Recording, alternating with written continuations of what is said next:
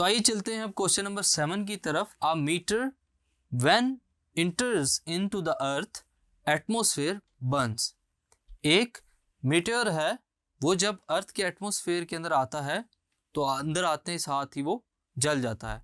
What happens to its energy, तो जो उसके जलने के बाद एनर्जी निकलती है उसको क्या होता है, आइए देखते हैं।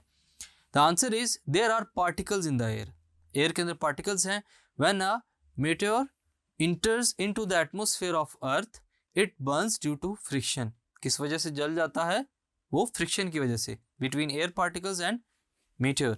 इन दोनों के आपस में फ्रिक्शन की वजह से क्या होता है स्टूडेंट्स, वो जल जाता है। When a meteor collides with air particles some of its energy is transfer to air particles. जब वो एयर पार्टिकल्स के साथ टकराता है तो उसकी कुछ एनर्जी जो है स्टूडेंट्स किस में ट्रांसफर हो जाती है, एयर पार्टिकल्स में।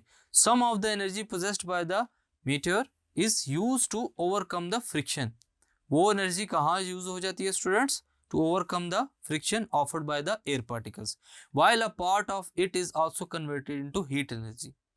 तो उसके कुछ जो एनर्जी है वो किस में कन्वर्ट हो जाती है, हीट एनर्जी में और लाइट एनर्जी में, which results in the loss of its energy। जिससे क्या होता है, उसकी एनर्जी लॉस हो जाती है। तो हम लोगों ने देखा स्टूडेंट्स के क्वेश्चन नंबर 7 के अंदर जो मीटियोर है वो जब अर्थ एटमॉस्फेयर के अंदर आता है तो डिफरेंट फॉर्म्स में एनर्जी जो है वो उसकी लॉस हो जाती है। Thank you.